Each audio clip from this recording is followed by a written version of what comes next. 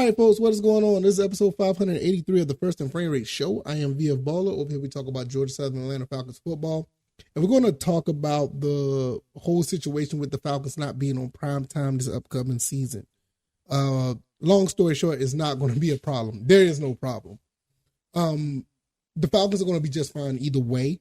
And what we're going to talk about is some of the games that are scheduled and what should be flexed in, because the Falcons will be flexed in. I mean, they're probably going to be the first teams in the NFL to be flexed in on a prime time schedule or whatever the case may be, because of the fact that the Falcons are actually pretty decent this year. Yeah, it's all on paper, but you can't tell me they're not the best team in the NFC South. Right now, it's almost undeniable, and unless you're a Bucks, Saints, or a Panthers fan, you're kind of in denial.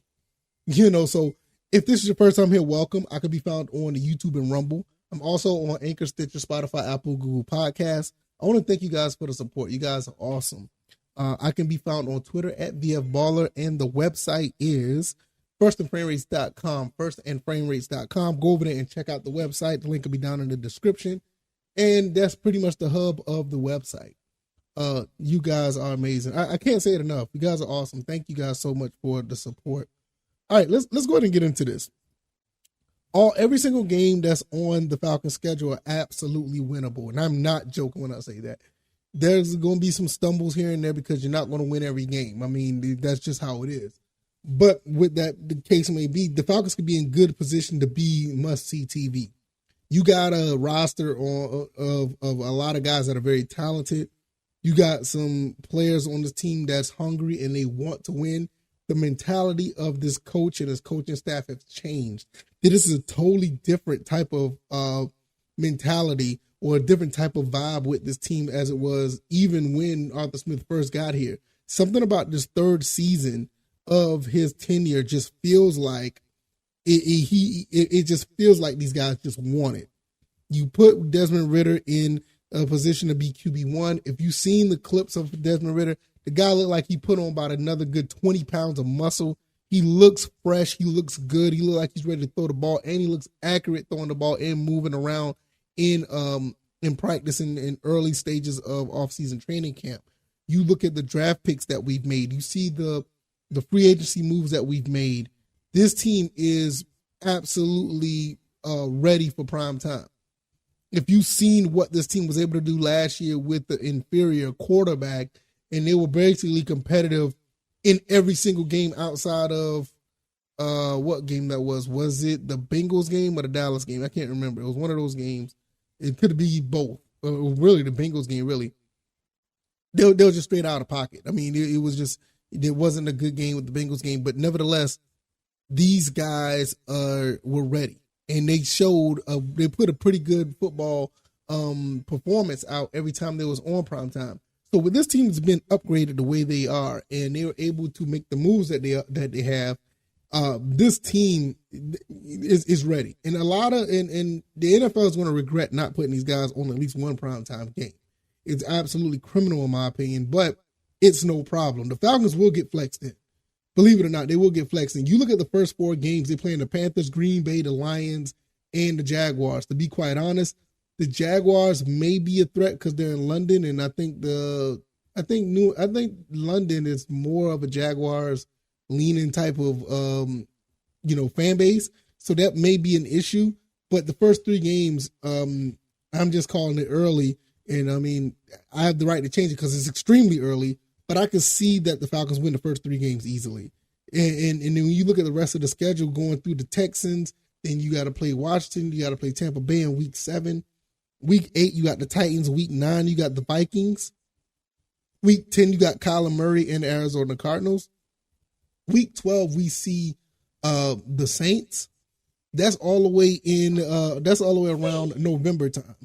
So by week 12, we could be easily a 1, maybe 2 or 3 loss team. I mean, you're a 3-loss team after you done played 1, 2, 3, 4, 5, 6, 7, 8, 9, 10, 11 games. So I mean, you're looking really good at probably like 7-4, 8-3. I mean, they're gonna have to put us on TV, And the game I think that probably will be on primetime, honestly, they'll probably flex the New York Jets game because I think the Jets are going to be actually pretty good. And that's going to be in December, the December 3rd, around December time. They'll probably try to flex that one in. There's also could be a situation, depends on what what the other teams do. You could possibly have the Vikings. The game in week 9 could be a flex game.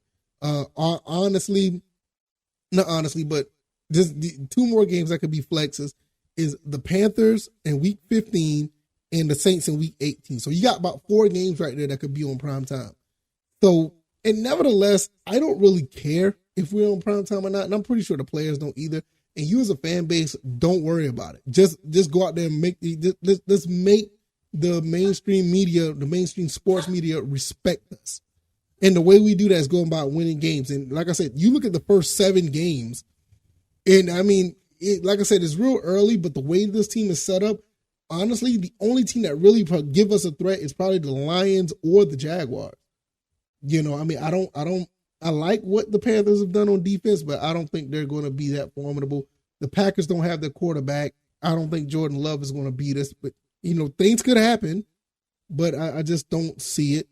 The Lions look pretty good at up and coming. The Jaguars are up and coming. I don't see CJ Stroud and them beating us with the Texans in week 5. I don't know who the quarterback is in with the Commanders. That should be a get back game anyway from last year. And Tampa Bay, they're still like in shambles a little bit after Tom Brady is gone. So the first 7 games, you actually have a real legit shot to be 6-1 or 7-0. And I know that sounds crazy because I'm a homer, but like honestly, seriously, do you think any of these teams that are actually better than the Falcons? I think the Falcons have an extremely easy schedule. I think the real threat to this team is probably the Jets, because the Jets has already been a pretty formidable team, and they got Aaron Rodgers. When you look at the rest of the schedule, I mean, we got the Colts later on. We got to play Justin Fields in week 17. Like I said, we're playing a bunch of young, inexperienced quarterbacks. Really, for the first, oh my God, wait a minute. We could be playing straight up inexperienced quarterbacks, and I know quarterbacks don't make the team. We could be playing inexperienced quarterbacks for the first 8 weeks. I'm going to go through this again. Bryce Young in week 1, Jordan Love week 2, Jared Goff may be the starter, but I think, did they get Hendon Hooker or something like that? I think. Week 3, Trevor Lawrence is a playoff quarterback. He made it to the playoffs, but he still don't have all the experience. That's week 4. CJ Stroud week 5. Sam Howell week 6. Kyle Trask week 7. Baby Baker Mayfield week 7. Tennessee Titans got Tannehill, Malik Willis, and Will Levis in week 8.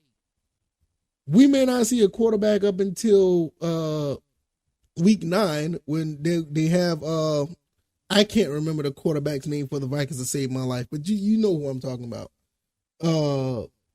He got drafted with RG3 the same year for the Redskins, but nevertheless, you're talking about 8 weeks of inexperienced quarterback play. They're like, Trevor Lawrence is like the only threat. Now, to respect to these teams, every team has a pretty decent defense, maybe outside of the Buccaneers and the Titans. But everybody else is like, everybody else, their defense is like, okay, what we got here? You got something. They got some team. But, the first, 4 out of 6 games are at home. I mean, it bodes well for us to be in the position to be like really good, as far as record wise when it comes to being flexed in. This is actually really amazing when you look at it. I mean, they gave us a layup of a schedule, to be honest. I mean, we don't have a 49ers, we don't have Philly, we don't have the Bills. Like, you see what I'm saying? We don't have Patrick Mahomes to play against. We don't have any like top tier teams to play against this season. So the Jets are like the closest team, the Jets and the Jaguars, maybe the Lions, but everybody else is like, the Falcons should be in really good shape to go, at least 8-3 by the time around Thanksgiving. And they're going to have no choice but to try to flex us in. You're probably looking at the Jets. You're probably looking at, depends on what these other teams do. You're probably looking at the Jets probably as early as the Vikings.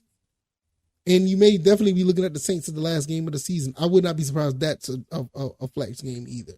So let me know what you guys think. I don't know. Maybe I'm tripping. Let me know what y'all think. I think the schedule bodes very well for the Falcons. It's actually really, really scary once you think about what's going on here.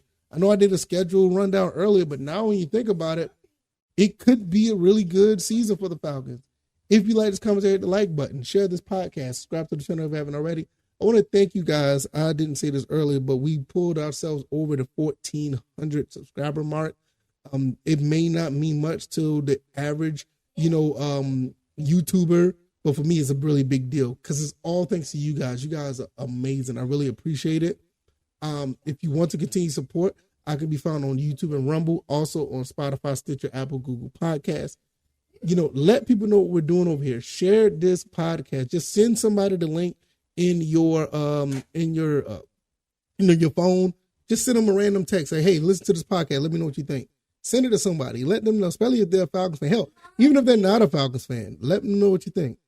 My son's in the background, and he's been playing Sonic the whole time. So we're going to get up out of here because he's calling his mom. Probably want to play some more Sonic or whatever, but it's all good.